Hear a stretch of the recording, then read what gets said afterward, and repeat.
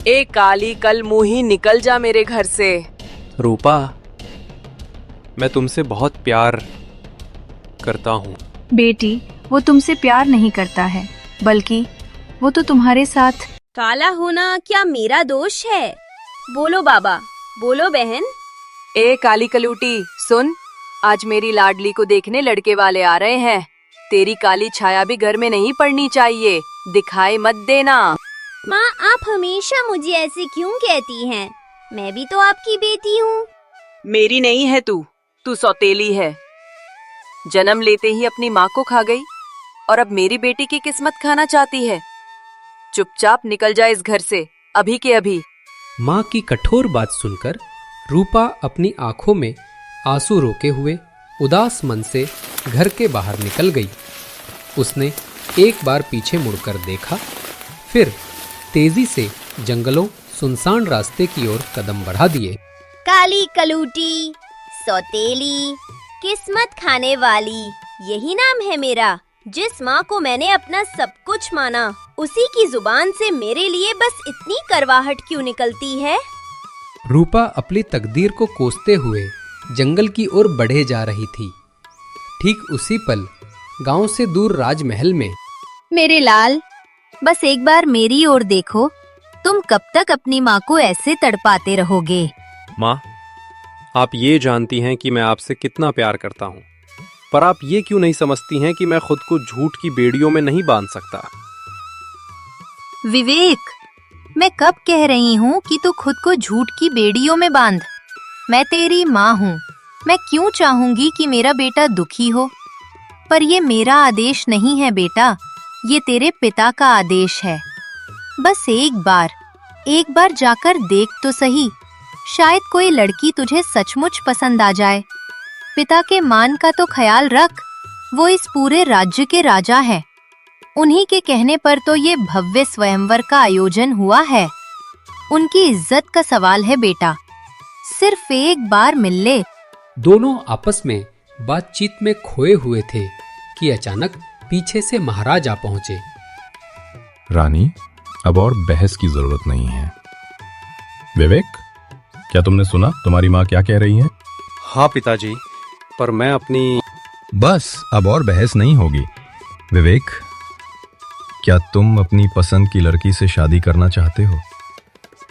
अगर ऐसा है तो मैं तुम्हें सिर्फ 2 महीने का समय देता हूं। जाओ और अपना प्यार ढूंढो, पर याद रहे 2 महीने बाद तुम खाली हाथ नहीं लौट सकते।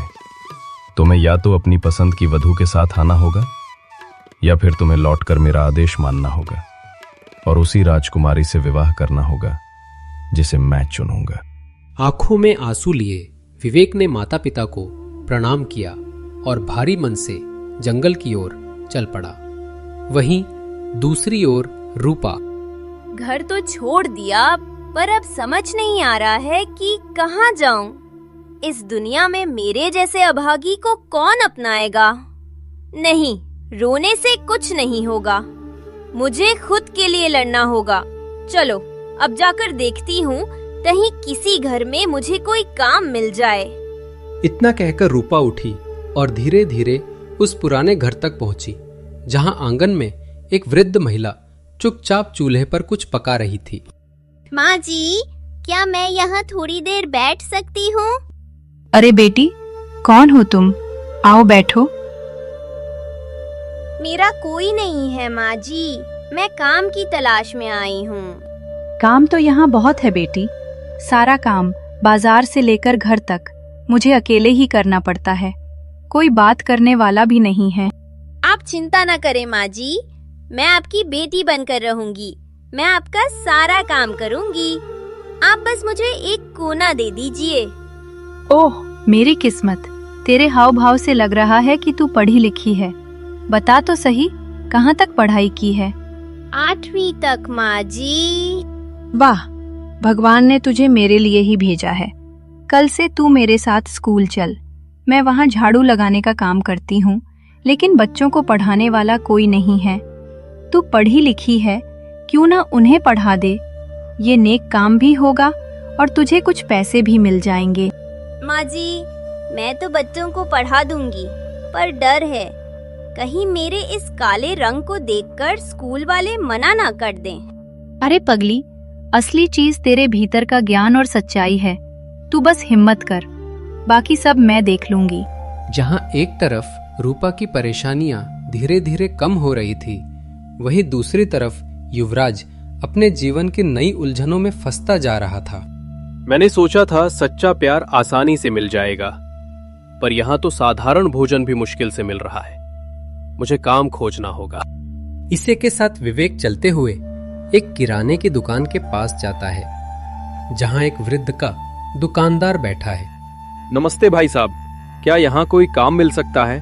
मैं मेहनती हूँ, कोई भी काम कर सकता हूँ। सुबह से बिक्री नहीं हुई है, ऊपर से लोग काम मांगने चले आते हैं। अरे यहाँ से निकलो, काम नहीं है। काम न मिलने पर विवेक ने भारी कदमों से सिर झुका लिया और उदास होकर वहां से आगे बढ़ गया। क्या करूं? कुछ समझ नहीं आ रहा। शाम होने को आई है और अब तक कोई काम भी नहीं मिला। क्यों ना आज रात मंदिर में ही बिता लूं? इतना कहकर विवेक ने कदम बढ़ाए और कुछ ही देर में मंदिर पहुंच गया।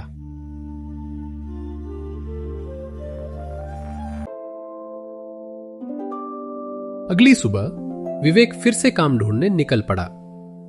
वहीं दूसरी ओर रूपा अम्मा के साथ स्कूल जाने के लिए तैयार थी।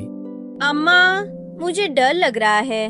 पता नहीं मैं बच्चों को ठीक से पढ़ा पाऊंगी या नहीं। लोग मेरे रंग को देखकर क्या कहेंगे? अरे बेटी, तू फिर अपने रंग की चिंता कर रही है। मैंने कहा ना, यहाँ कोई तुझे टोक नहीं पाएगा। अब चलो, देर हो रही है। इतना कहकर दोनों स्कूल के लिए निकल पड़े। गांव की गलियों को पार करते हुए वे स्कूल की ओर निकल गए। वहीं दूसरी ओर विवेक सुबह से कितनी दुकानों में पूछ चुका हूं, पर कोई काम के लिए नहीं कह रहा। क्या सच में काम ढूंढना इतना मुश्किल है? चलो, ये दुकान में भी पूछ लेता हूं। बाबा प्रणाम, मुझे काम की बहुत जरूरत है। कोई भी काम कर लूंगा। क्या आपके पास मेरे लिए कोई काम है? बेटा, तुम कितनी तक पढ़ाई किए हो? बाबा, मैंने 10वीं तक पढ़ाई की है। अच्छा, तो तुम पढ़े लिखे हो। देखो बेटा, मेरे पास तो कोई काम नहीं है, लेकिन पास में एक स्कूल है, वहाँ एक शिक्षक की जरूरत है। तुम वहाँ चले जाओ, शायद तुम्हें काम मिल जाए। विवेक की आंखों में उम्मीद की चमक आ गई। दिल में नई उम्मीद लिए वह कदम बढ़ाता हुआ स्कूल जा पहुंचा, जहां बूढ़ी अम्मा बाहर आंगन में झाड़ू लगा रही थी। अम्मा के चेहरे पर अब थोड़ी खुशी थी, क्योंकि रूपा अंदर पढ़ा रही है। माँ जी प्रणाम, मुझे पता चला है कि यहाँ स्कूल में शिक्षक की जरूरत है। शिक्षक? बेटा, तुम्हें आने में देर हो गई। अब वह जगह तो भर चुकी है। पर क्या अम्मा? यहाँ एक चौकीदार की जगह खाली है। क्या तुम ये काम कर सकते हो? विवेक ने मन ही मन सोचा, मैं एक युवराज होकर ये छोटा काम करूंगा। किस्मत भी कैसी परीक्षा ले रही है। क्यों सोच में डूबे हो बेटा? साफ बताओ, काम करना है या नहीं? हाँ अम्मा, काम तो करूंगा। बस सोच रहा था, क्या रहने की जगह भी मिल जाएगी? हाँ बेटा, बच्चों के जाने के बाद तुम क्लासरूम में सो सकते हो। बस सुबह सब चीजें ठीक से अपनी जगह पर कर देना। ठीक है माँ जी, मैं ये काम करूंगा। काम मिलने पर विवेक के मन को बड़ी तसल्ली मिली। इधर रूपा जी जान से बच्चों को पढ़ाने में जुटी थी। बच्चों, जीवन की सबसे कीमती चीज है समय। अगर अभी मन लगाकर पढ़ोगे तो तुम्हारा आने वाला कल सुनहरा होगा। रूपा मन लगाकर बच्चों को पढ़ा रही थी। तभी उसकी आवाज विवेक के कानों तक पहुंची। विवेक ने मुस्कुराकर कहा, कितनी प्यारी और मधुर आवाज है, जैसे सीधे दिल को छू रही हो। पर ये कौन है? कितने प्यार और समर्पण से बच्चों को पढ़ा रही है। विवेक को रूप की आवाज इतनी प्यारी लगी कि उसने निश्चय कर लिया, जब तक ये पता न चले कि ये आवाज किसकी है, वो यहीं रुकेगा। थोड़ी ही देर में स्कूल छुट्टी हुई। रूपा बच्चों के साथ धीरे धीरे बाहर निकल गई और विवेक बस उसे देखते ही रह गया। बेटी, आज का दिन कैसा बीता तुम्हारा? थक तो नहीं गई? आज का दिन बहुत अच्छा बीता। बच्चों को पढ़ाकर मुझे भी सुकून मिला। देखा बेटी, मैंने कहा था ना, स्कूल जाने से मन भी खुश रहेगा और दिन भी अच्छा गुजरेगा। हाँ, आपकी बात बिल्कुल सही निकली। पर बताइए तो, वो लड़का कौन था? अरे, वो लड़का असल में शिक्षक की नौकरी के लिए आया था, लेकिन उस वक्त सिर्फ चौकीदार की जगह खाली थी। मैंने उसे कहा, अगर चौकीदार का काम कर लोगे तो रह भी सकते हो, और उसने बिना सोचे हामी भर दी। अब वो यहीं चौकीदार का काम करेगा। लगता है उसे सच में काम की सख्त जरूरत थी, तभी तो बिना सोचे चौकीदार की नौकरी करने को तैयार हो गया। हाँ, हो सकता है। अच्छा बेटी, चलो जरा घर के लिए थोड़ा राशन ले लेते हैं। ठीक है माँ जी, चलिए। इतना कहकर दोनों राशन की दुकान की ओर चल पड़े और थोड़ी ही देर में वे दुकान पहुंच गए। अरे श्यामू बेटा, पापा कहाँ हैं तुम्हारे? दादी, पापा तो बाजार गए हैं दुकान का सामान लाने। बताइए, आपको क्या लेना है?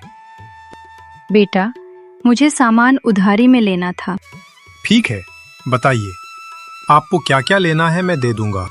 बेटा, मुझे 1 किलो चावल, आधा किलो आटा और 1 किलो प्याज दे दो। दुकानदार ने सामान नाप कर दिया और दोनों उसे लेकर घर की ओर निकल पड़े।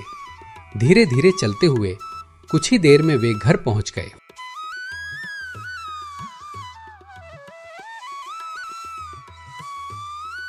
अगली सुबह विवेक, अरे, अब तो स्कूल में बच्चे भी आना शुरू हो चुके हैं।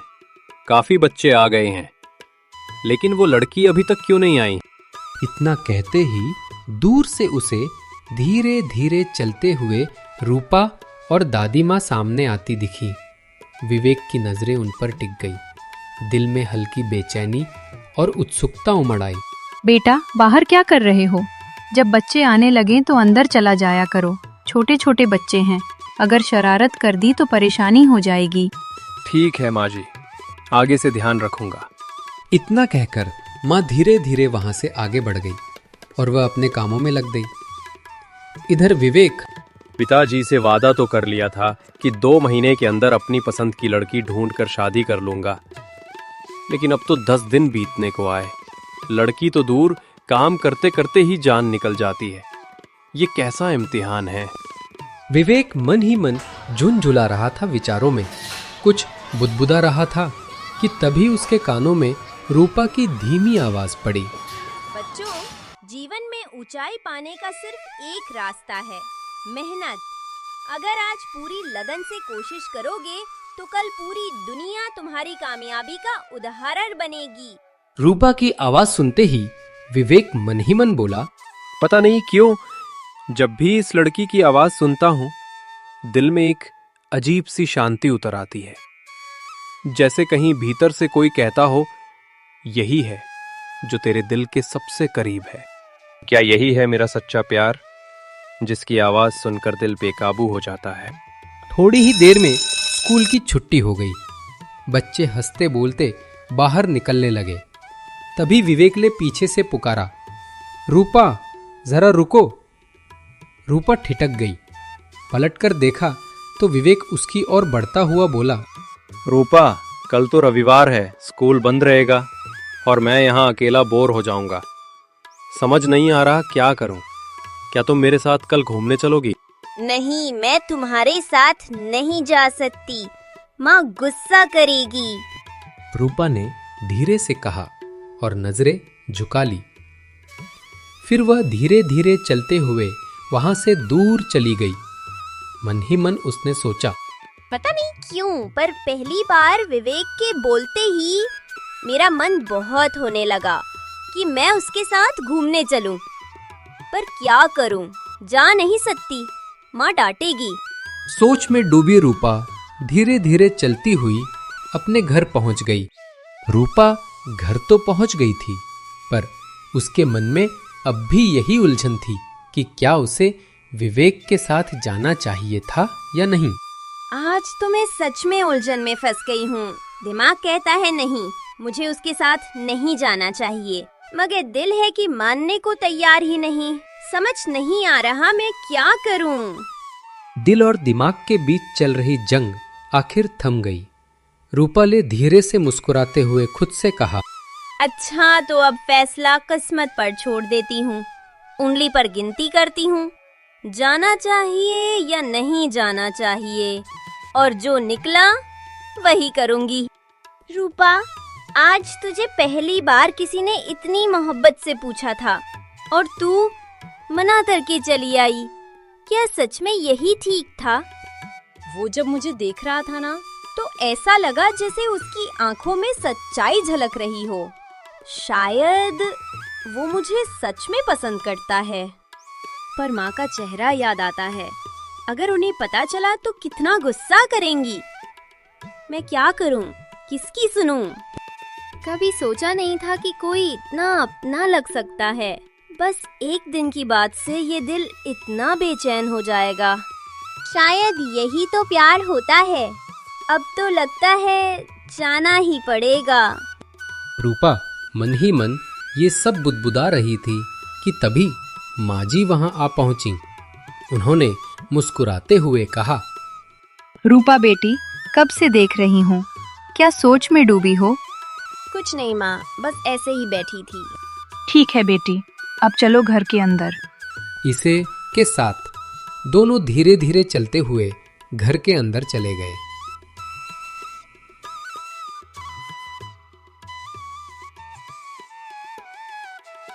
अगली सुबह रूपा धीरे धीरे चलते हुए माँ के पास गई और बोली, माँ जी, आज तो छुट्टी है स्कूल में और मेरे पास कोई काम भी नहीं है, तो क्या मैं थोड़ी देर बाहर घूमने जा सकती हूँ? शाम तक घर आ जाऊंगी। ठीक है बेटी, जाओ, लेकिन गांव से बाहर मत जाना और अपना ख्याल रखना। ठीक है, मैं अपना ध्यान रखूंगी। इतना कहकर रूपा वहां से चली गई। धीरे धीरे कदम बढ़ाते हुए वह स्कूल पहुंची, जहां विवेक उदास चेहरे के साथ जमीन पर बैठा था। अरे विवेक, तुम यहाँ जमीन पर क्यों बैठे हो? आज कुछ खास काम नहीं था तो पर तुम यहाँ क्यों आई हो? अरे, तुमने ही तो बुलाया था और अब पूछ रहे हो मैं क्यों आई? क्या तुम सच में मेरे साथ घूमने के लिए आई हो? हाँ, तो और क्यों आऊंगी भला? तो ठीक है रूपा, चलो चलते हैं। सबसे पहले हम लोग मोम खाएंगे और उसके बाद तालाब के पास बैठकर बातें करेंगे। ठीक है, चलो। इतना कहकर दोनों धीरे धीरे वहां से चल दिए। कुछ ही देर में वे मोमो की दुकान के पास पहुंच गए। भैया, 2 प्लेट मोमो लगाना। ठीक है, आप जाकर बैठिए, मैं अभी आपका मोमो परोस देता हूँ। दोनों ने मोमो का स्वाद लिया और फिर तालाब की ओर चल पड़े। कुछ ही देर में वे तालाब के पास पहुंच गए, जहां शांत पानी और हल्की हवा का माहौल था। पता है रूपा, तुम्हारी आवाज सुनकर लगता है जैसे पूरे दिन की थकान एक पल में गायब हो गई हो। क्या विवेक, तुम भी ना अच्छा मजाक कर लेते हो। नहीं रूपा, मैं मजाक नहीं कर रहा हूँ, मैं सच बोल रहा हूँ। विवेक, क्या तुम मेरे लिए थोड़ा पानी ला दोगे? मुझे बहुत तेज प्यास लगी है। हाँ हाँ रूपा, क्यों नहीं, अभी तुरंत ला देता हूँ। इतना कहकर विवेक पानी लाने के लिए आगे बढ़ गया। उसके कदमों की आहट धीरे धीरे दूर होती गई। तभी अचानक आसमान में एक अजीब सी नीली रोशनी चमकी और उसी रोशनी के बीच से एक भयानक राक्षस प्रकट हो गया। अरे बाप रे, तुम कौन हो? विवेक, विवेक, बचाओ मुझे, विवेक। रूपा चीखती रही, रोती रही, पर उसकी आवाज सुनने वाला वहां कोई नहीं था। धीरे धीरे वो भयानक राक्षस उसके पास आया और एक झटके में रूपा को अपने साथ लेकर गायब हो गया। उधर विवेक पानी लेकर लौट रहा था। मुझे अब तक यकीन नहीं हो रहा कि रूपा मेरे साथ घूमने के लिए मान गई। सच कहूं तो सब कुछ कितना अच्छा लग रहा है आज। विवेक मन में सारी बातें कहते हुए धीरे धीरे तालाब की ओर बढ़ रहा था। जब उसने सामने देखा तो तालाब किनारे रूपा कहीं नहीं थी। उसके दिल में घबराहट और चिंता घर कर गई। अरे रूपा, कहाँ चली गई हो तुम? रूपा, रूपा, कहाँ हो तुम? रूपा को वहां नहीं देखकर विवेक का तो होश उड़ गए। पैरों तले जमीन खिसक गई और दिल धक धक करने लगा। वो चारों तरफ भागकर तड़पते हुए रूपा को ढूंढने लगा। जहां एक ओर विवेक रूपा के गुम हो जाने से परेशान था, वहीं दूसरी ओर वो राक्षस रूपा को पकड़कर राजमहल पहुंचा। अरे ओ काली कलूटी, रानी बनने का बड़ा शौक है तुझे क्या? ऐसा नहीं है रानी साहिबा, मुझ जैसी काली को लोग सड़क पर भी अनदेखा कर देते हैं, तो मैं रानी बनने का तो कभी सोच भी नहीं सकती। तो फिर तू मेरे बेटे के साथ तालाब के पास क्या कर रही थी? आपका बेटा? मैं तो अपने विवेक के साथ थी। अपना विवेक? वारे काली कलूटी, वो मेरा बेटा है। दोबारा अगर उसका नाम लिया तो तेरी जुबान खींच लूंगी, समझी? तुम्हारी हिम्मत कैसे हुई मेरे बेटे का नाम लेने की? नहीं महारानी, आपको कोई गलतफहमी हुई है, वो तो बस एक चौकीदार है। अरे ओ नीले राक्षस, ले जाओ इस मनहूस को यहाँ से और फेंक दो उस अंधेरी गुफा में। रानी का आदेश पाते ही वह नीला राक्षस रूपा को लेकर वहां से अदृश्य हो गया। तो वही दूसरी ओर विवेक, अरे रूपा, आ जाओ ना, मजाक मत करो, मैं तुम्हें ढूंढ रहा हूँ। कहाँ छुपी हो तुम? तभी धीरे धीरे कदम बढ़ाते हुए वहां एक हिरण आ पहुंची और बोली, तुम्हारे साथ जो लड़की आई थी वो कहीं छिपी नहीं है, ना ही तुम्हारे साथ मजाक कर रही है, बल्कि उसे एक नील राक्षस ने पकड़ लिया है और अपने साथ ले गया है। क्या तुम मुझे बता सकते हो कि वो नीला राक्षस रूपा को किस ओर लेकर भागा है? वो भागा नहीं है, बल्कि वो आया और गया, दोनों जादू से हुआ। तो क्या अब मैं रूपा को कभी नहीं ढूंढ पाऊंगा? और अब मैं उसकी माँ को क्या जवाब दूंगा? अरे विवेक, तुम परेशान मत हो, हम दोनों मिलकर रूपा को ढूंढेंगे। मुझे यकीन है पहाड़ों के पीछे जो गुफा है वही उस नीले राक्षस का ठिकाना है। क्या तुम्हें वहां जाने का रास्ता पता है? नहीं, बस इतना पता है कि पूर्व दिशा के घने जंगलों को पार करने के बाद ही उस नीले राक्षस का ठिकाना आता है। तो ठीक है, चलो चलते हैं उसी ओर।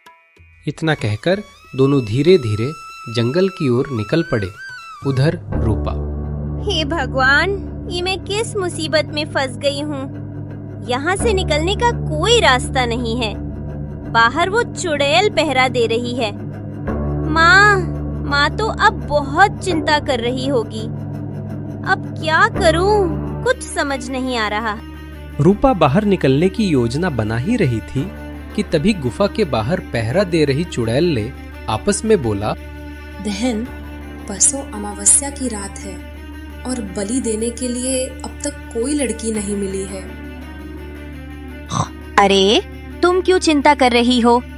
गुफा के अंदर जो लड़की है उसी की बलि हम लोग अमावस्या की रात को देंगे। दोनों चुड़ैल आपस में बातें करते हुए अमावस्या की रात को बलि की योजना बना रही थीं। तो वहीं रूपा की माँ, अरे अब तो शाम होने वाली है और अभी तक रूपा नहीं आई। पता नहीं मेरी बच्ची कहाँ चली गई है। चलो चलकर देखते हैं। इतना कहकर रूपा की माँ रूपा को ढूंढने के लिए निकल पड़ी। धीरे धीरे चलते हुए वो मोमो की दुकान तक पहुंच गई। अरे रघु, तुमने मेरी बेटी रूपा को देखा है क्या? हाँ, आज सुबह ही तो आई थी मोमो खाने मेरे दुकान पर। साथ में उसके एक लड़का भी था। क्या लड़का था? तुमने उसे सही सही देखा? हाँ, मैं बिल्कुल ध्यान से देखा था। उसके साथ केवल एक लड़का ही था। तब तो वो जरूर रघु ही होगा। इतना कहकर वो धीरे धीरे स्कूल की तरफ बढ़ी और वही रघु। कितनी देर से इस जंगल में चल रहा हूँ, पता ही नहीं ये जंगल कब खत्म होगा। वही तो विवेक, मैं भी अब तक यही सोच रही हूँ कि ये जंगल कब खत्म होगा। वैसे तुम इतनी दूर गांव से उस लड़की के साथ ये तालाब किनारे क्यों आए थे? विवेक ने अपनी सारी बातें बताई कि वो राजा का बेटा है, पिता का आदेश, काम ढूंढते हुए स्कूल तक का सफर और वहां उसकी मुलाकात रूपा से हुई। मतलब तुमने रूपा को चुना है? क्या सच में तुम्हारा प्यार उसी के लिए है? हाँ, मुझे वो बहुत पसंद है, पर अब लगता है कि रूपा मुझे पसंद नहीं करेगी, क्योंकि मेरे ही कारण वो इतनी बड़ी मुसीबत में फंसी है। मैंने उसे कहा था कि चलो तालाब के किनारे बैठेंगे। विवेक और जादुई हिरण गहरी चिंता में डूबे धीरे धीरे आगे बढ़ रहे थे। इसी बीच रूपा की माँ स्कूल पहुंच चुकी थी। बेचैन नजरों से आसपास देख रही थी। पूरा स्कूल छान मारा, लेकिन वो लड़का विवेक कहीं नहीं दिखा। कहीं उसी ने तो नहीं मेरी बेटी को गायब किया है। मुझे तुरंत साधु बाबा के पास जाना होगा और सारी बातें बतानी होंगी। वही मुझे राह दिखाएंगे और मेरी बेटी को ढूंढने में मदद करेंगे। इतना कहकर रूपा की माँ चिंता और बेचैनी से भरी धीरे धीरे चलते हुए साधु बाबा के पास पहुंची। बाबा प्रणाम। मैं अपनी बेटी रूपा के बारे में। रूपा की माँ ने बात पूरी भी नहीं की थी कि बाबा ने हाथ उठाकर उसे रुकने को कहा। कुछ कहो मत, मैं जानता हूं क्या हुआ है। तुम अपनी बेटी रूपा को ही ढूंढ रही हो ना? हाँ बाबा, पता नहीं मेरी रूपा कहाँ चली गई है। वो अब तक घर नहीं लौटी। मैं बहुत परेशान हूँ। तुम चिंता मत करो, तुम्हारी बेटी जल्द ही तुम्हारे घर लौट आएगी। अब मन को स्थिर करो और अपने घर लौट जाओ। बाबा की बात सुनकर रूपा की माँ के मन को कुछ शांति मिली। वो धीरे धीरे घर की ओर लौट पड़ी। उसके जाते ही बाबा धीमे स्वर में बोले, मिट्ठू, अगर मैं उसे बता देता कि उसकी बेटी की जान खतरे में है तो वो बेचैन हो जाती, इसलिए मैंने सच छिपा लिया। बाबा, अगर उसकी बेटी की जान खतरे में है तो हमें तुरंत कुछ न कुछ करना होगा। मिट्ठू, मेरी बात ध्यान से सुनो। विवेक और जादुई हिरन दोनों पूर्व के जंगलों से होते हुए नील राक्षस की ओर बढ़ रहे हैं। तुम उन्हें रास्ते में रोकना और बताना कि सबसे पहले उन्हें इंद्र के घोड़े के पास जाना होगा। वहीं उन्हें कुछ दिव्य शक्तियां मिलेंगी। कैसी दिव्य शक्तियां हैं बाबा? नील राक्षस के पास अंतर ध्यान होने की ताकत है। अगर दोनों वहां पहुंच भी गए तो वो तुरंत अंतर ध्यान हो जाएगा और उसे पकड़ना बेहद मुश्किल हो जाएगा। ठीक है बाबा, मैं तुरंत निकलता हूं। इतना कहकर मिट्ठू वहां से उड़ गया पूर्व के जंगल की तरफ, और कुछ ही देर में वह वहां पहुंच गया जहां उसे सामने विवेक और जादुई हिरन चलते दिख रहे थे। वह तुरंत उनके पास आया और बोला, विवेक रुको, विवेक, विवेक रुको। अरे, ये कैसी आवाज थी? क्या कोई मुझे पुकार रहा है या मुझे ही भ्रम हो रहा है? हाँ, आवाज तो मुझे भी सुनाई दी, लेकिन ये कौन हो सकता है? यहाँ तो कोई नहीं दिख रहा। अरे ऊपर देखो, ऊपर। विवेक जब ऊपर देखा तो उसने मिट्ठू चिड़िया को देखा और हैरानी से बोला, अरे, तुम कौन हो और मेरा नाम कैसे जानते हो? मैं एक दिव्य ऋषि का शिष्य हूँ। मेरा नाम मिट्ठू है। मैं तुम्हारी मदद करने आया हूँ विवेक। कैसी मदद? तुम मेरी किस तरह मदद करोगे? विवेक, तुम जिस नील राक्षस के पास जा रहे हो वहां जाकर तुम्हें कोई फायदा नहीं होगा, क्योंकि उसके पास अदृश्य होने की शक्ति है। तुम्हारे पहुंचते ही वो हवा में गायब हो जाएगा। हाँ विवेक, मैंने पहले भी कहा था ना, वो आया और चला गया। सब कुछ जादू की शक्ति से हुआ था। मुझे तो कुछ समझ नहीं आ रहा, अब क्या करूं? तुम बस मेरे पीछे चलो विवेक, बाकी सब मुझ पर छोड़ दो। लेकिन हम अब कहाँ जा रहे हैं? हम लोग इंद्र के घोड़े के पास जा रहे हैं। वहां हमें जादुई ताकत मिलेगी जो नील राक्षस को गायब होने से रोकेगी और उसे सच बताने पर मजबूर करेगी। ठीक है, अब चलो, बस मेरे पीछे चलो। विवेक और जादुई हिरण वो दोनों चुपचाप मिट्ठू के पीछे पीछे चल दिए। कुछ दूर चलने के बाद जंगल में अंधेरा तेजी से बढ़ने लगा।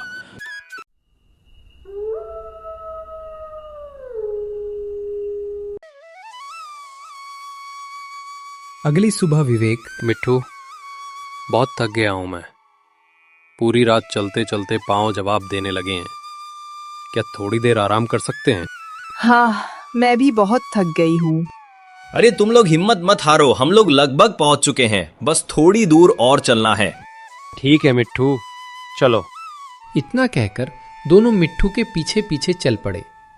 थोड़ी ही देर में वे एक ऐसी जगह पहुंचे जहां चारों ओर रहस्यमयी आवाजें और अजीब सी रोशनी फैली हुई थी, मानो आसमान खुद किसी रहस्य को छिपा रहा हो।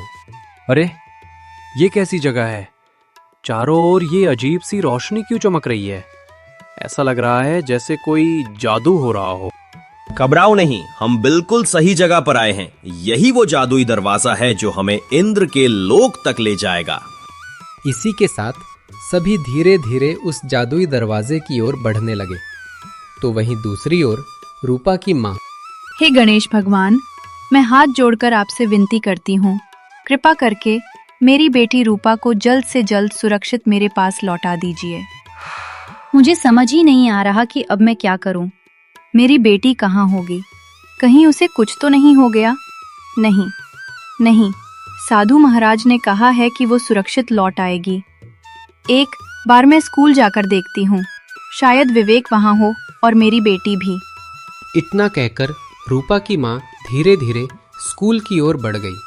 तो वहीं दूसरी ओर विवेक, मिट्ठू और जादुई हिरण तीनों इंद्रलोक पहुंच चुके थे। कौन हो तुम लोग और बिना अनुमति के यहाँ क्यों प्रवेश कर रहे हो? प्रणाम अश्विनी जी, मेरा नाम मिट्ठू है। मैं ऋषि दुर्वासा का शिष्य हूँ और उन्हीं ने मुझे आपके पास भेजा है। ओह, ऋषि दुर्वासा ने भेजा है। आओ, स्वागत है तुम्हारा। लेकिन उन्होंने तुम्हें मेरे पास क्यों भेजा है? तब मिट्ठू ने नीला, रक्षा और रूपा के अपहरण की पूरी कहानी अश्विनी जी को सुना दी। ओह, ऐसा है तो मैं तुम्हें अपनी शक्ति दे दूंगा, क्योंकि एक समय में ऋषि दुर्वासा ने भी मेरी बहुत मदद की थी। आज मैं जिंदा उन्हीं की बदौलत हूं। मैं तुम्हें आकाश में उड़ने की दिव्य शक्ति प्रदान करता हूं और साथ में एक जादुई छड़ी भी देता हूं। अब तुम्हारी हिम्मत और भी बढ़ जाएगी। इसमें वर्षा बरसाने और बिजली चमकाने की ताकत है। इसे संभाल कर रखना, यही तुम्हारा सबसे बड़ा हथियार होगा। तभी अश्विनी घोड़े के शरीर से एक नीला प्रकाश निकलने लगा, जो धीरे धीरे हवा में घूमते हुए एक दिव्य शक्ति और एक चमकती हुई जादुई छड़ी में बदल गया। ये कैसी अद्भुत शक्ति है! मेरे पूरे शरीर में जैसे ऊर्जा दौड़ रही है। धन्यवाद अश्विनी जी। मैं वचन देता हूँ, इस शक्ति का इस्तेमाल सिर्फ भलाई के लिए करूंगा। वाह विवेक, अब तो नील राक्षस के पास कोई रास्ता नहीं बचा। इस जादू से तुम उसे रोक भी सकोगे और हर सच उगलवा भी सकोगे। हाँ, अब मैं रूपा को हर हाल में बचाकर ही लौटूंगा। चलो निकलते हैं यहाँ से। इतना कहकर वे सभी उस जादुई दरवाजे से गुजरे और कुछ ही पलों में वापस उसी गुफा के पास पहुंच गए जहां से उनकी यात्रा की शुरुआत हुई थी। सुनो विवेक, अब आगे का रास्ता तुम्हें अकेले ही तय करना होगा। हमारा काम यही तक। ठीक है दोस्तों, तुम्हारा बहुत बहुत धन्यवाद। तुमने मेरे लिए जो किया वो मैं जिंदगी भर नहीं भूलूंगा। मैं तुम्हें हमेशा याद रखूंगा, हमेशा। इतना कहकर विवेक हवा में उड़ गया और नील राक्षस की गुफा की ओर बढ़ने लगा। अचानक उसके कानों में एक अजीब सा शोर गूंजा। लोगों की चीखें, आग की लपटों की आवाजें। वो नीला राक्षस पूरे गांव में आग लगा रहा था और हर तरफ आतंक फैला हुआ था। अच्छा, तो तू यहाँ है नील राक्षस। तुम्हें कोई भी नहीं बचा सकेगा मुझे से। विवेक ने जादुई छड़ी घुमाई, बादल गरजे और फिर बारिश होने लगी।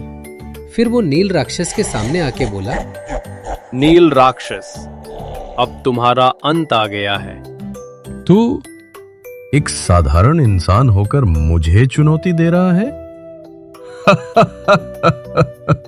ठीक है, अब भुगत अपना अंजाम।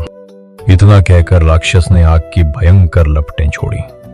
विवेक ने फुर्ती से छलांग लगाकर खुद को बचाया और तुरंत अपनी जादुई छड़ी घुमाई। अगले ही पल आकाश गरज उठा और बिजली का ऐसा प्रचंड प्रहार हुआ कि नील राक्षस वहीं जमीन पर मूर्छित होकर गिर पड़ा। कौन हो तुम? इतनी ताकत तुम्हारे पास आई कहां से? तू वो सब छोड़, ये बता मुझे, मेरी दोस्त रूपा कहाँ है जिसे तूने अगवा किया था? क्या? क्या तुम उस काली लड़की को ढूंढने आया है? हाँ, वो मेरी दोस्त है। बताओ, वो लड़की कहाँ है? उसे मैं अगवा नहीं किया था, बल्कि मेरे द्वारा अगवा करवाया गया था। मुझे मगध की महारानी का आदेश था उसे अगवा करने का। झूठ मत बोलो तुम। मेरी माँ कभी ऐसा नहीं करेगी। क्या क्या मगध की महारानी तुम्हारी माता है? हाँ, वो मेरी माँ है और वो कभी ऐसा नहीं करेगी। तो ठीक है, चलो तुम मेरे साथ राजमहल चलो, वहीं जाकर सच्चाई का पता चलेगा। इतना कहकर विवेक और नील राक्षस राजमहल के लिए निकल गए। तो वहीं बहन, अब सूरज ढलने वाला है। बलि की तैयारी हो गई है ना? हाँ, सब हो गया है। तुम जाओ और उस लड़की को लेकर आओ। जहां एक ओर रूपा के प्राण संकट में थे, तो वही दूसरी ओर विवेक उस नील राक्षस के साथ राजमहल पहुंच चुके थे। प्रणाम माँ। देखो ना, ये राक्षस बोल रहा है कि तुमने ही रूपा का अपहरण करवाया है। अरे बेटा, उस कलमुही का नाम रूपा है। हाँ, मैंने ही उसका अपहरण करवाया है। वो काली कलूटी रानी बनने की सपना देख रही थी। अरे माँ, तुम ये क्या बोल रही हो? उसे तो कुछ पता भी नहीं था कि मैं राजा का बेटा हूँ या कुछ। उसे तो लग रहा है कि जैसे मैं आम नागरिक हूँ। ये तुमने क्या किया? तो चुप कर, तू कुछ नहीं समझता है। माँ, मुझे अभी ये सब नहीं सुनना है। तुम बताओ, रूपा कहाँ है? उस लड़की को मैंने चुड़ैलों के पास भिजवा दिया था। उसकी तो बलि भी चढ़ गई होगी। विवेक इतना सुनते ही चक्कर खाकर गिर गया। तो वही महाराज, सेनापति, थोड़ा जल्दी चलो, रात का अंधेरा गहरा रहा है और हमें जल्द से जल्द वहां पहुंचना होगा। हाँ महाराज, अगर हमें पहुंचने में जरा सी भी देर हो गई तो बड़ा अनर्थ हो जाएगा। जल्दी चलिए महाराज, जल्दी। इतना कहकर दोनों तेजी से चलते हुए तांत्रिक स्थल की ओर बढ़ चले और कुछ ही देर में वे वहां पहुंच गए। महाराज, यहाँ तो मुझे कोई दिखाई नहीं दे रहा है। क्या हम आने में देर कर गए? क्या चुड़ैलों ने उस लड़की का बलि देकर यहाँ से चले गए हैं? नहीं सेनापति, अगर वे लोग बलि देकर यहां से गए होते तो यहाँ कुछ ना कुछ निशान होता, पर यहाँ तो कुछ दिखाई नहीं दे रहा है। मुझे लगता है अभी तक वे लोग पहुंचे नहीं हैं। चलो हम लोग यही छुप जाते हैं। तभी महाराज और सेनापति दोनों पेड़ के पीछे छिपकर चुड़ैल के आने का इंतजार करने लगे। कुछ ही देर में दोनों चुड़ैल रूपा को लेकर वहां पहुंची। सेनापति, जल्दी चलो। इतना कहकर महाराज और सेनापति दोनों दौड़ते हुए चुड़ैल की तरफ बढ़ने लगे। चुड़ैल ने जैसे ही उन्हें हाथ में तलवार लिए आते देखा, दोनों ने रूप को वहीं छोड़ दिया और झट से उड़कर भाग गए। अरे बेटी, रुको रुको, तुम क्यों भाग रही हो? रुको, हम लोग तुम्हें ही बचाने आए हैं। इतना सुनते ही रूप ने अपने कदम रोक दिए और वहीं रुक गई। अरे बेटी, तुम भाग क्यों रही थी? मैंने चुड़ैलों को आपस में बात करते सुना था। वो कह रही थी कि आज रात मेरी बलि चढ़ाई जाएगी, और जब मैंने आपके हाथों में तलवार देखी तो मुझे लगा कि आप ही मुझे मारने आए हैं। इसलिए मैं डर गई और भागने लगी। नहीं बेटी, मैं तो मगध का सम्राट हूँ, तुम्हें मैं क्यों मारूंगा? जब मुझे खबर मिली कि महारानी ने तुम्हें चुड़ैलों के हाथ दे दिया है और तुम विवेक की मित्र हो, तो मैंने बिना देर किए तुम्हें बचाने के निकल पड़ा। ओह, प्रणाम महाराज। विवेक कैसा है? पता नहीं मेरा बेटा विवेक किस हाल में होगा। मैंने तो उसे कई दिनों से नहीं देखा। वैसे तुम ये सब छोड़ो, चलो मेरे साथ महल, अभी बहुत रात हो रही है। मुझे क्षमा करें महाराज, पर मैं राजमहल नहीं जा सकती। वहाँ रंगभेद बहुत होता है और मुझे डर है कि लोग मुझे स्वीकार नहीं करेंगे। अरे नहीं बेटी, मैं हूं ना, तुम्हें कोई कुछ नहीं कहेगा। नहीं महाराज, मुझे क्षमा करें। मुझे अब घर जाना होगा। मेरी माँ बहुत चिंता कर रही होगी। ठीक है, लेकिन तुम अकेली कैसे जाओगी? रास्ता लंबा है, इसलिए सेनापति के साथ चली जाओ, वो तुम्हें घर तक छोड़ देगा। ठीक है महाराज, आपका बहुत बहुत धन्यवाद। आपने मेरा जीवन बचाया। इसी के साथ रूपा सेनापति के साथ अपने घर की ओर निकल गई। वहीं महाराज भी राजमहल के लिए रवाना हो गए। रात गहराने लगी थी और चारों तरफ सन्नाटा छा गया। अगली सुबह मैंने कितना कुछ किया रूपा को बचाने के लिए, पर आखिरकार मैं उसे नहीं बचा पाया। अब मेरे जीवन का कोई मोल नहीं रहा। अब मैं अपने जीवन का त्याग कर दूंगा। विवेक उदास चेहरा लिए भारी कदमों के साथ वो महल से बाहर निकला और सीधा नदी की ओर बढ़ गया। तो वही रूपा, मेरा घर आ गया, यही मेरा घर है। अब मैं यहीं से चली जाऊंगी। धन्यवाद, आप मुझे यहाँ तक छोड़ने आए। रूपा ने सेनापति का आदर पूर्वक अभिवादन किया और घर के भीतर बढ़ने लगी। तभी उसने देखा उसकी माँ उदास चेहरे के साथ उसकी ओर आती हुई दिखी। अरे मेरी बच्ची रूपा, तू आ गई। भगवान का लाख लाख शुक्र है। बेटी तू ठीक तो है ना? कहाँ थी तुम इतने दिनों से? तब रूपा ने सब कुछ बताया, कैसे उसे राक्षस उठाकर ले गया, फिर राजमहल में क्या हुआ और कैसे चुड़ैलों ने उसकी बलि देने की कोशिश की। अरे मेरी बच्ची, तूने तो बहुत कुछ झेला है। तू पहले ठीक से बता, हुआ क्या था? कैसे वो तुझे उठाकर ले गए? राजमहल में क्या हुआ था, सब बता। हाँ माँ, वो सब बहुत भयानक था। उस राक्षस ने मुझे उठाकर राजमहल लेकर गया। वहाँ राजमाता ने मेरे रंग का बहुत मजाक उड़ाया और फिर चुड़ैलों के हवाले कर दिया। अरे बाप रे, महारानी तो कितनी क्रूर और निर्दयी है। ऐसा भी कोई किसी निर्दोष के साथ कर सकता है क्या? एक तरफ जहां रूपा अपनी आप बीती अपनी माँ को सुना रही थी, वहीं दूसरी ओर विवेक गहरे दुख और निराशा में डूबा कदम दर कदम आगे बढ़ता जा रहा था। मैंने रूपा को बचाने के लिए कितना कुछ किया, पर फिर भी उसे नहीं बचा पाया। अब मैं जीकर भी क्या करूंगा? विवेक इन्हीं ख्यालों में डूबा नदी की तरफ बढ़ रहा था कि अचानक उसके कानों में एक आवाज पड़ी। अरे विवेक, इतने दुखी होकर कहाँ निकल पड़े हो? विवेक ने पलटकर देखा, पर वहां कोई नहीं था। उसने धीमी आवाज में कहा, कौन है? कौन मुझे पुकार रहा है? अरे ऊपर देखो विवेक, ऊपर। अरे मिट्ठू, तुम यहाँ कैसे? अरे भाई, मैं तो आसमान का बाशिंदा हूँ, हर जगह उड़ता रहता हूँ, पर तुम इतने मायूस क्यों लग रहे हो? अरे मिट्ठू, तुम्हें तो पता ही है, मैं रूपा को बचाने निकला था, पर उसे नहीं बचा सका, इसलिए मन टूटा हुआ है। क्या मजाक कर रहे हो विवेक? मैं तो आज सुबह ही रूपा को उसके घर पर देखा था। क्या कहा तुमने मिट्टू? रूपा? तुमने उसे देखा? पक्का वही थी? हाँ विवेक, मैंने रूपा को ही देखा है। ठीक है मिट्टू, मैं तुमसे बाद में बात करता हूँ। इतना कहकर विवेक रूपा के घर की ओर तेजी से भागने लगा तो वही महाराज थके कदमों से राजमहल की ओर लौट रहे थे। पूरी रात आप कहाँ थे? मैं कितना परेशान हो रही थी आपके लिए। झूठ मत बोलिए महारानी, आप तो बस अपनी गलती छुपा रही हैं। नहीं महाराज, मैंने ऐसा कुछ नहीं किया है। महारानी, मैंने देखा था कि आप उस लड़की को चुड़ैल के हवाले कर रही थीं और मैं अभी उसी को बचाकर लौट रहा हूँ। क्या आप उस काली कलूटी को बचाने के लिए गए थे?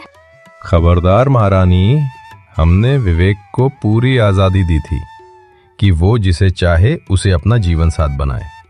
अब जब उसने पसंद किया, आप रंगभेद क्यों कर रही हैं? इंसान की असली कीमत उसके गुणों से होती है, रंगों से नहीं। पर महाराज, मुझे अब कुछ सुनना नहीं है महारानी। अब जाइए और विवेक को उस लड़की के साथ लेकर आइए। महाराज के क्रोध से भरे चेहरे को देखकर महारानी आगे कुछ बोल नहीं सकी। वो मौन रहकर महल से बाहर की ओर चली गई और अपने बेटे और रूपा की तलाश करने लगी। उसी समय विवेक, मैं रूपा के घर जा तो रहा हूं, पर मन में बहुत घबराहट है। कैसे उसे देखूंगा? उसकी मां को क्या जवाब दूं? हे भगवान, मेरी मदद करना। विवेक यही सब सोचते हुए धीरे धीरे कदम बढ़ाता हुआ रूपा के घर के बाहर जा पहुंच गया। रूपा, रूपा, घर में कोई है क्या? रूपा, क्या तुम यहां हो? अरे, लगता है घर में कोई नहीं है। शायद सब स्कूल चले गए हैं। मुझे जल्दी स्कूल जाकर देखना चाहिए। इतना कहकर विवेक स्कूल के तरफ जाने लगा। कुछ ही दूर गया था कि उसे सामने से रूप और उसकी माँ सामने से आई हुई दिखी। प्रणाम माँ जी। रूपा, तुम कैसी हो? रूपा और उसकी माँ ने विवेक की बातों को असुना कर दिया, मानो जैसे कुछ सुना ही ना हो, और वे चुपचाप नजरें झुकाए घर की ओर बढ़ती चली गईं। अरे, रूपा और उसकी माँ ने मुझे ऐसे अनदेखा कर दिया जैसे वो मुझे पहचानती ही ना हो। पर शुक्र है भगवान का कि रूपा ठीक है। अब बस मुझे उनका भरोसा फिर से जीतना होगा। रूपा को सही सलामत देखकर विवेक के मन को थोड़ी तसल्ली मिली। तो उसी समय महारानी पूरे गांव में विवेक और रूपा की तलाश में भटक रही थी। चेहरा थका हुआ, आंखों में डर और बेचैनी साफ झलक रही थी। मुझे तो इस नगर का रास्ता भी ठीक से मालूम नहीं। अब मैं विवेक और रूपा को कैसे ढूंढूंगी? हे भगवान, कुछ समझ नहीं आ रहा है। किस दिशा में जाऊं? कहाँ तलाश शुरू करूं? यही सब सोचते सोचते महारानी पूरे नगर में विवेक और रूपा को ढूंढती रही। थकान चेहरे पर साफ झलक रही थी, पर कदम रुकने का नाम नहीं ले रहे थे। ढूंढते ढूंढते दिन ढलने को आया। सुबह से शाम होने को आई है, पर अभी तक विवेक और रूपा का कुछ पता नहीं चला। अब किसी से मंदिर का रास्ता पूछती हूँ। आज रात वहीं ठहरूंगी, फिर सुबह होते ही दोबारा उन्हें ढूंढने निकल जाऊंगी। इतना कहकर महारानी ने पास से गुजरते हुए एक युवक को रोककर बोली, बेटा, क्या तुम मुझे मंदिर तक जाने का रास्ता बता दोगे? हाँ माँ जी, ये जो पीछे वाली गली से रास्ता गया है ना, बस उसी रास्ते पर सीधे जाते रहिएगा। थोड़ी ही दूर पर मंदिर आ जाएगा। महारानी उस युवक के बताए हुए रास्ते की ओर बढ़ने लगी। तो उसी समय विवेक सुबह से रूपा के घर के बाहर बैठा हूं, पर उसने एक बार भी दरवाजा खोलकर नहीं देखा मेरी तरफ। अब क्या करूं? कुछ समझ नहीं आ रहा। दिल बेचैन है और दिन भी ढलने को आया है। अब मंदिर ही चला जाता हूं। आज रात वहीं रुकूंगा, कल सुबह फिर यहीं लौट आऊंगा। शायद तब रूपा मुझसे मिलने बाहर आए। इतना कहकर विवेक उठ खड़ा हुआ और मंदिर की ओर बढ़ चला। धीरे धीरे कदम बढ़ाते हुए जब वो मंदिर पहुंचा तो उसकी नजर अचानक एक परिचित साया पर ठहर गई। वो धड़कते दिल के साथ उस व्यक्ति के पास जाकर बोला, माँ, आप यहाँ क्या कर रही हैं? अरे बेटे विवेक, मैं तो सुबह से तुमको और रूपा को ही ढूंढ रही थी। ढूंढते ढूंढते थक गई, पर तुम्हारा और रूपा का कोई भी निशान नहीं मिला। सोचा कि मंदिर के पास रात गुजारूं और फिर सुबह होते ही तुम्हें ढूंढने निकलूंगी। पर माँ, आप हम दोनों को क्यों ढूंढ रही थी? मैंने जो रूपा के साथ किया वो बहुत गलत था। बस इसीलिए मैं तुम दोनों से माफी मांगना चाहती हूँ। बेटा, अपनी माँ को माफ कर दो और चलो तुम दोनों मेरे साथ महल। ठीक है माँ, कल सुबह हम दोनों रूपा के घर चलेंगे। शायद आपकी मौजूदगी देखकर वो फिर मुझसे बात करने लगे।